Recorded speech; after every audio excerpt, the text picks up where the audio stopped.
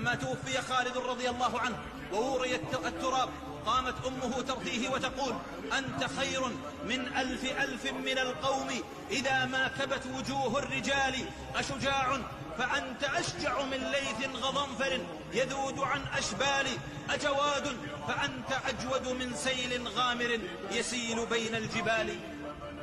فسمعها عمر رضي الله عنه فازداد قلبه خفقا ودمعه دفقا، فقال: صدقت والله إنه كان كذلك.